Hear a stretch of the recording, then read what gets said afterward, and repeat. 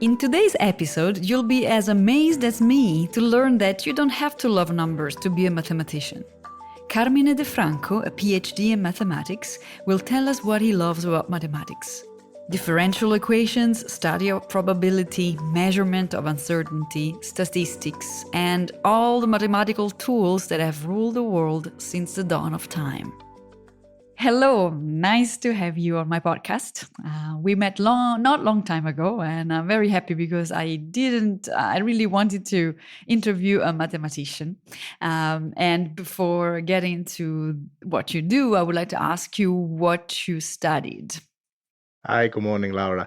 Yes, we did met a few weeks ago, and I was very happy that you suggested me to join you.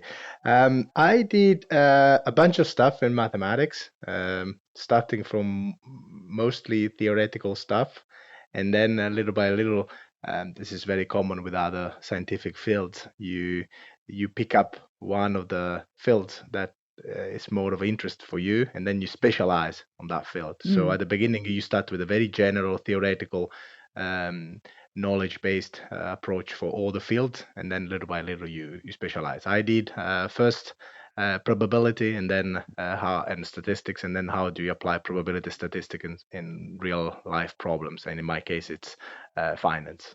Okay, so there is a degree, like a university degree called mathematics. And how long does it last? In theory, if you do it in the same institutions, typically depends on the country you're based, but you could have the basic. It's between 3 and 5 years. In my case, it was a little bit particular because I did it partially in Italy and then in France.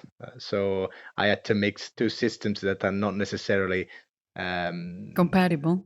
Comparable, yes. So I did 3 years in Italy, and then 2 years in Paris, and then I did also my PhD in Paris, which is another 3 years. So all inclusive, you have like 8 years on the mathematics. That's quite a lot of time. It's quite a lot, yeah. It's and you gotta love numbers, I guess, right? In order to. No, actually, no. I mean, okay. no. When you do mathematics, numbers tend to disappear, and you start to work with Greek letters. You start to work with symbolism. Right. It doesn't exist elsewhere. That is true. It's something I never thought of. You're right. And here's the first myth that's falling. Yes. So you don't only have to love numbers; you also have to love symbols and, and Greek letters. And what do you love most about mathematics? I think the fact that it's a pure mental construction that remains true whatever happens.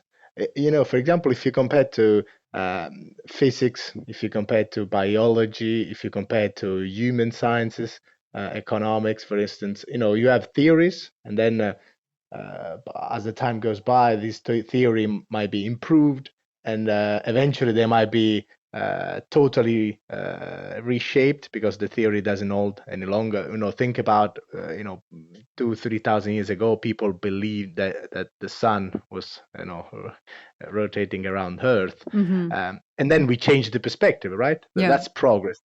In mathematics, that doesn't happen. We still have the Pythagorean theorem after 3,000 years, and it's still valid and it's still true, and it will always be true. So this is something that it's kind of a comfort zone in the mystery of human knowledge, that something is true forever.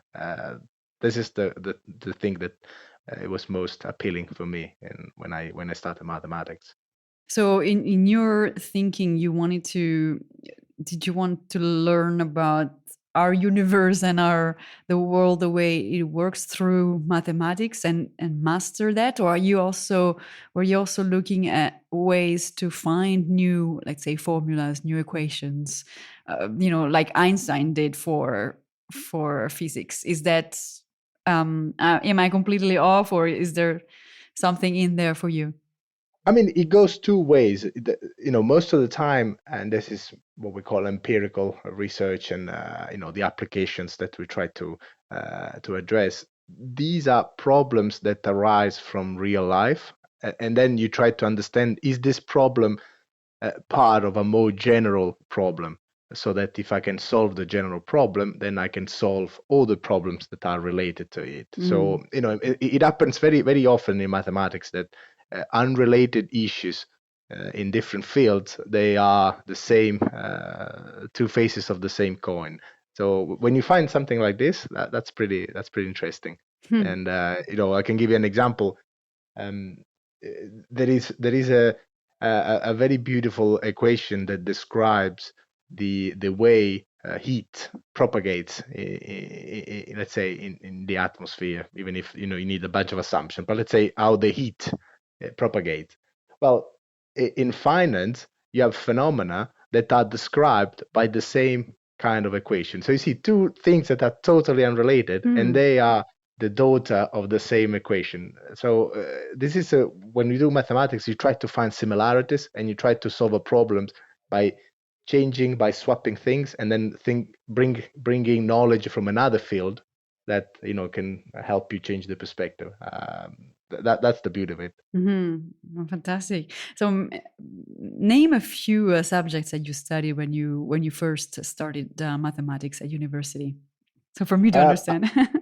Yeah, at the beginning you do basic stuff because it's about learning the tools that then allows you to move on. So you do, for example, something that is called calculus. It's not just about know how to do 2 plus 2, but Hmm. these are the tools that you will encounter everywhere. You do some sort of a topology, which is the field that studies human mathematical construction like sets, and then try to understand how a set in the space can be assessed, how different shapes can be compared, etc. You do a lot of algebra, Okay.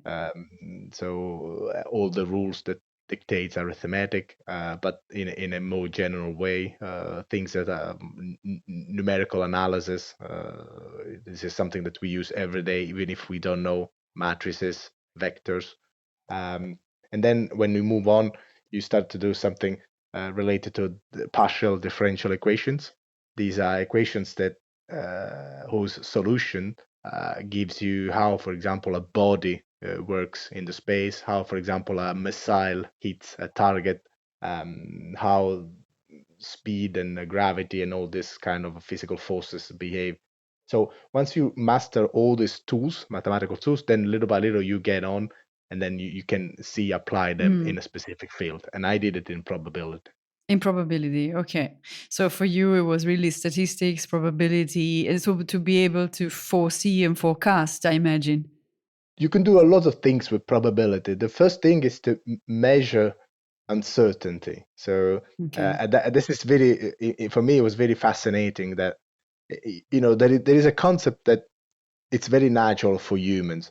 For example, if when I say there is a 50% chances that you throw a coin and he end up on heads or tail, it's something that is natural for us, because you can think, okay, if I repeat it many times, this throwing of a coin, then pretty much I will have a 50-50. Yeah. But then when I say, for example, what is the chances that this horse will win the race, you can't just repeat the race many times and then see, well, okay, this horse it's better than that one because he will win maybe 2-1 or 3-1. So it's putting a number upfront on something that is not repeatable, and the probability is a way to join these two different problems, and once again they are two faces of the same coin. Hmm. It's a pretty interesting stuff.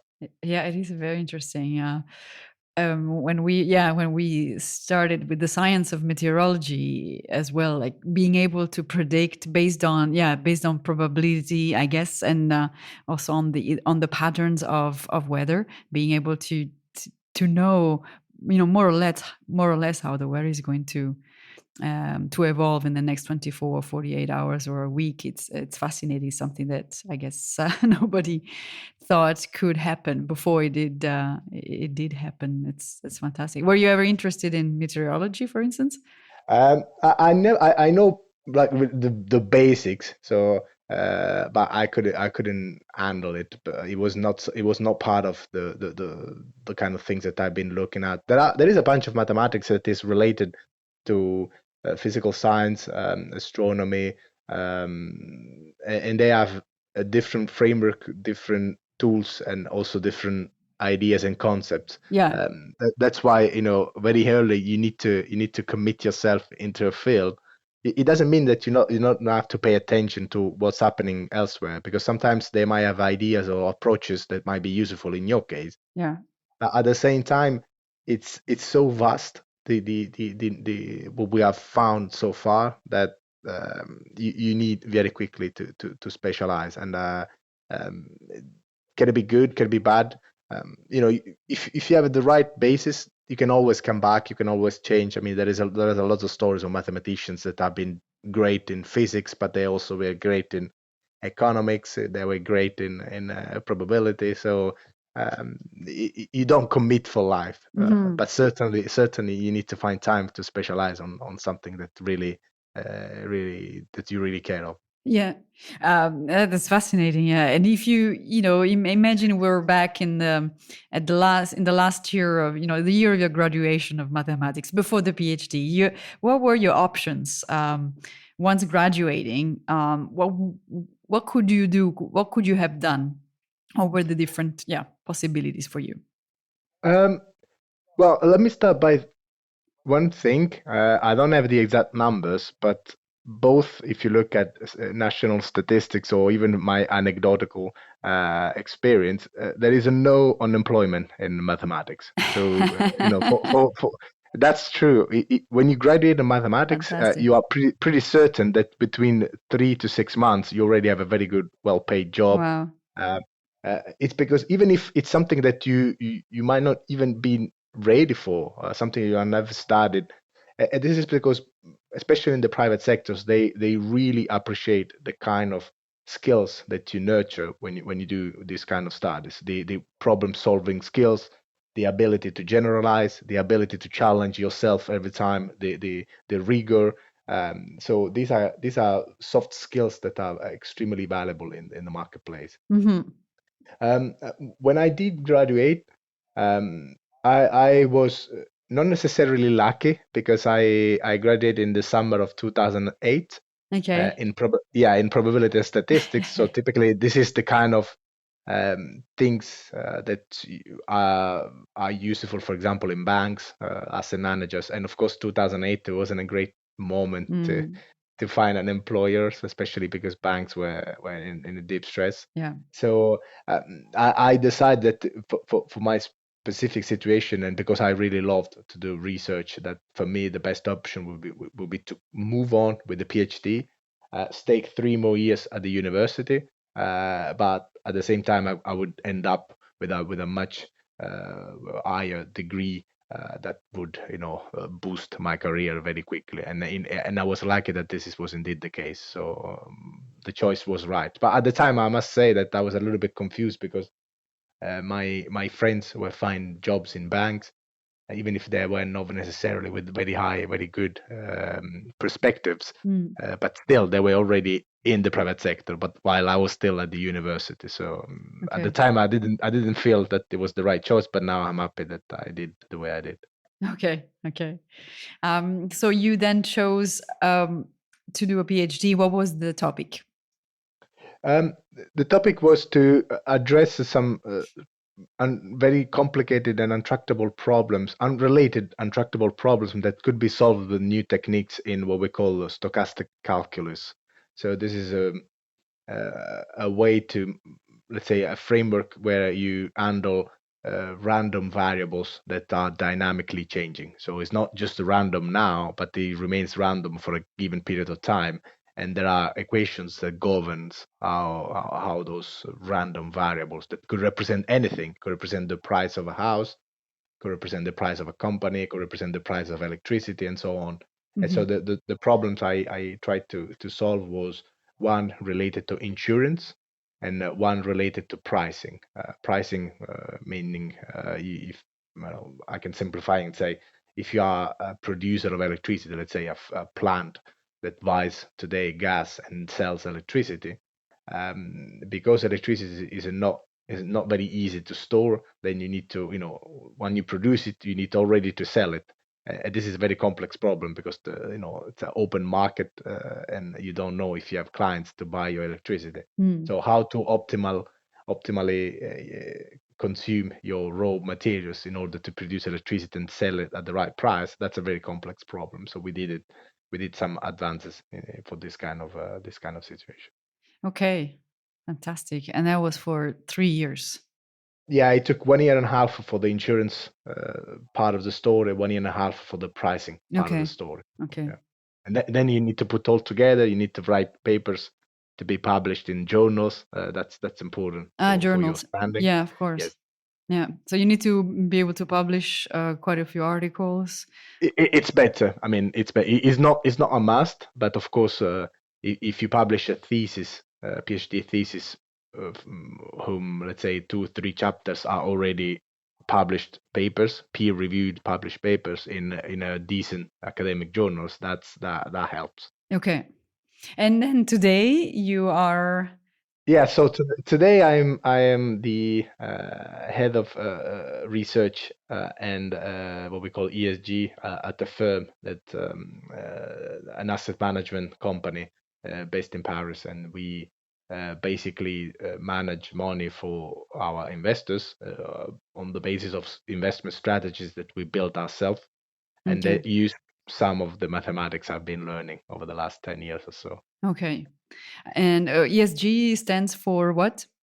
Environmental, social, and governance issues. So Ah, this is a new trend in finance that tries to combine at the same time financial objectives, for yeah. example, returns, risks, but as well as extra financial objectives, like how your strategy is performing on an environmental basis. Are Okay. you doing better than the market, or you are more, let's say, dirty than the market to Hmm. that extent? Okay. And do you find that your studies, including the PhD, have been useful for your job? Uh, it's not. It's never a one-to-one relation, and this most of the people that have done mathematics will recognize the fact that what they do today has not necessarily a link with what they studied. But once again, it's the soft skills that you have learned during the course of Mm. your studies that helps you to address many different problems. Could that be optimization problem? Could that be, sustainability issues as I do now? Uh, could that be high frequency problems related to very a bunch of a lot of data and artificial intelligence, for instance? So it's those kind of skills that allows you to quickly understand what's the problem, how do we solve it, and if I don't know where to find the information, what kind of papers, what kind of research exists today, so that I can look at it, understand it, and deploy the tools that already exist. So part of the studies that I've done have been used, especially from a risk management perspective. But other things I'm not using every day. Right. Maybe in 20 years I will also or You perhaps reuse it. forget Oh no, of or course. reuse it. I don't know. You never know, especially if because, as you say, mathematics is basically eternal and it will always be there, and it's kind of one of those truths that accompany our lives for many years to come, and which is very fascinating. I mean, in this ever-changing world, having a base that you can count on, you can count on numbers, and it's just amazing for me. Is there? You know the bar to prove that something is true, it's extremely high in mathematics. I mean, Yeah, for example, in physics, and they also are very strict. They have this what is called the standard model. It's very complex stuff. It's about quantum particles and the basic physics in atoms. Uh, they have theories that make predictions, and now they are with new tools. They are able to measure if that prediction is true or not. Some of the prediction of Einstein, for example, have been shown to be true because we saw what he predicted. Some particles. Maybe you have heard of the Higgs boson that yeah, was found 10 years ago. yeah. Now there are cracks in that theory, and the way they do is simply say, if my model tells me something, and I find that I cannot see it, or maybe I see that the prediction is way off, what they call 5 sigma, which means 5 standard deviation away from what you would expect, then it means the theory is flawed.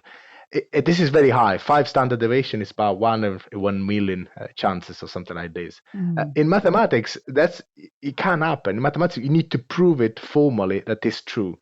Even if you can say, I have checked with the computer that the first 100,000 billion of possibilities are true, it's not enough. So it might be frustrating today. There are so many problems that with computers we can see that is true, but yet this is not a formal proof, and then the result is not accepted. So that's the price to pay to have something that is eternally true. Wow. Talking about computers, does it help in mathematics to have the advanced computers that we have today, and in the future, of course, even more? Depends on the field, but yes, definitely, because you before you get to something that is formally true, you want to get a sense of whether you are going to the right direction. So here, simulations, Mm. test experiences help, and of course, better computing, high power, easy to use software, so that even if you are not necessarily a super skilled IT guy, you can still build programs to try to understand, especially if you do probability, statistics, simulations, these kind of things. It's a kind of it's not formally a proof, but definitely helps you to understand what's going on. And especially when you work in very high dimension stuff, you were mentioning the weather and meteorology, that this is the kind of things where high power computer definitely helps. Okay. And here's my question also about whether computers, in your opinion, will always accompany the human mathematician, or do you think that they can replace the mathematician in the future? It's a good question. I think it's the same question.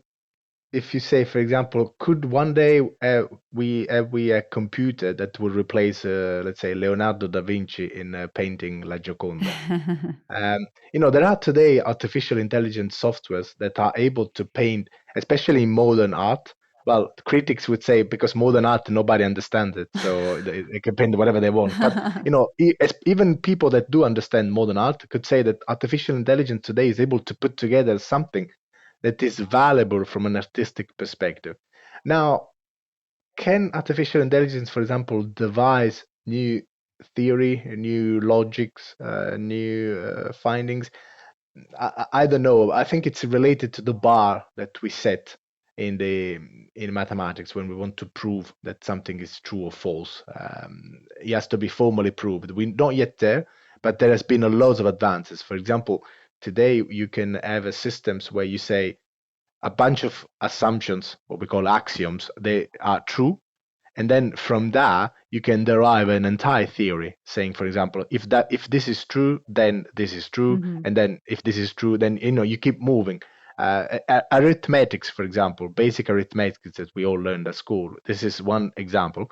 And now we have things computer based that are able to devise these theories. Most of the theories are useless, but the simple point that you just give the computer what's true, the beginning, the dogma, let's say, Yeah. and then it will derive a lot of theorem. So a theorem is something that is derived from the axioms.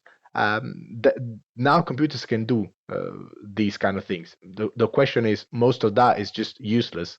But progress is a never-ending force that pushes us forward. So maybe in 100 years we'll have computers that are extremely good at devising new, interesting ideas. But I still think that human intelligence is some way different, and especially in mathematics a little bit superior. Is there a lesson that you've learned in the past that is beneficial to you today, or that you wish you had known before? Yeah, I would say you shouldn't, especially when you work with data, you have to always you need to be extremely skeptical of what you find, because it's easy to find things that do not exist in reality. It's just an artifact of the data you are handling. So being self-critic, never trust especially yourself, because we are prone to make mistakes. Mm. This is something that I learned over time, and I wished I could have learned before. You know, sometimes it's always better to doubt about yourself. You shouldn't reach the status of paralysis when you can't make decisions any longer. Mm. But you know, humans have the tendency to be extremely overly confident, and in mathematics, that's costly. You Yeah. can you can waste months of work, and then at the end you find nothing. So this is something that yeah definitely would have helped in the past. Okay. So yeah, you gotta kind of keep a humble approach, be confident but not too much. Being ready to be wrong. Is that? Yeah, be ready to always check what would be if you took the other way. Keep track of what you are doing, but never lose the sight of what you have been done and could be doing differently. So yeah, humble, I think it's the right word. And so maybe Uh, everybody should have at least a year of mathematics in their lives because it's a very good life lesson. Approach yeah, things in a yeah. humble way.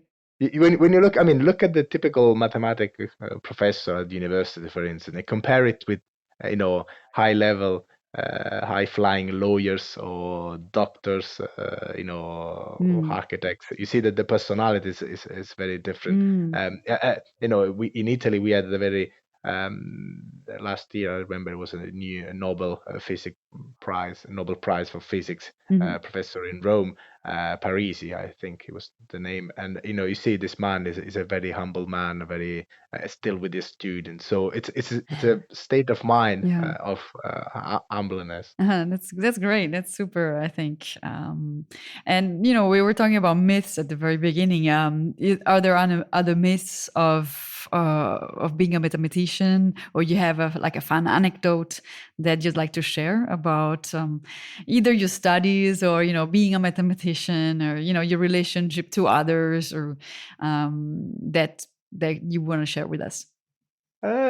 Maybe a myth, especially for young generations, that typically we hear that no, math is not for me. I'm not good in math. Yeah. It's something that most of us persuade themselves at a very early stage when they are maybe 8, 9 years old. They start to find numbers complicated to understand, and then they quickly dismiss them. They say, "Okay, it's not for me." Um, I would argue that this is a bad approach. I think uh, each and every of us has an inner logic system. It's just about make the right effort to understand it. And Mm. it's a kind of when you learn to swim.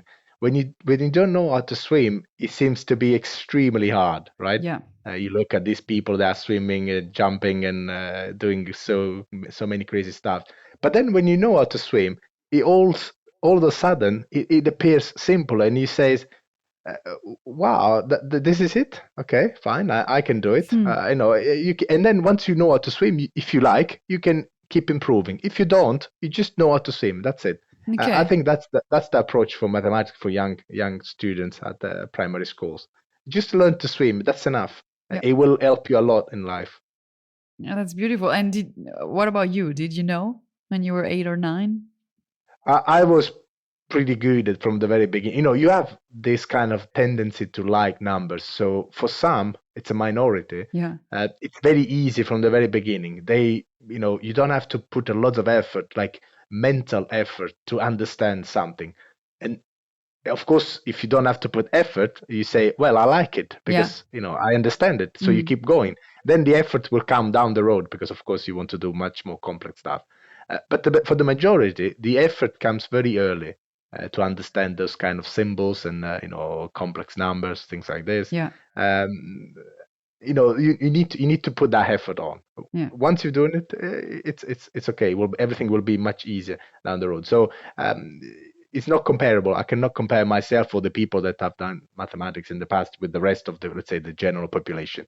We were a little bit, it was easy for us at the beginning. So we cannot understand how do you like this? It's so easy. And you see people that, but I don't understand what's the logical step. Hmm. They don't see it. But it's just a matter of effort, nothing more. Yeah. Thank you. Now To finish and to conclude, now that you're in this job and you do work using mathematics, you're a mathematician with an application. Do you see trends or tendencies that will become more and more adopted in the future that a mathematician could use in their profession?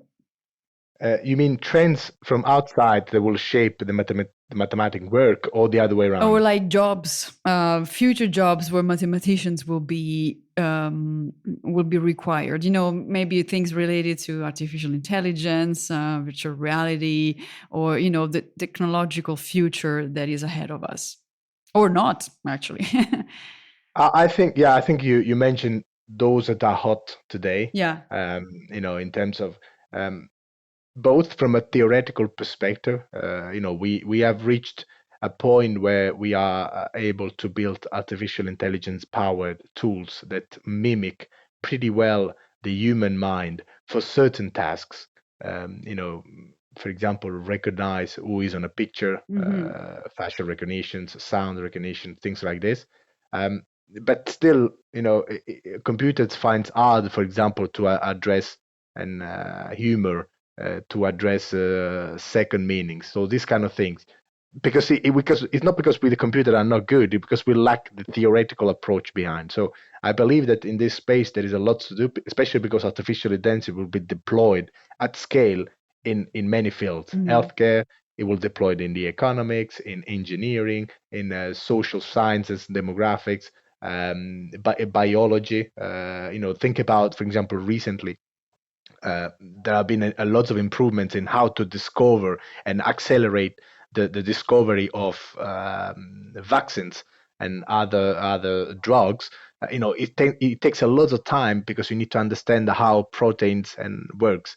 Well, if you can have artificial intelligence that does that for you quicker and much more efficiently, then you can improve the finding of those drugs and vaccinations. So that's definitely helpful for the humankind. So I believe that the scope is very large, but once again, it's not just about the theory that you learn at the university or with your PhD. It's also a function of the soft skills. So being a problem solver, Yeah.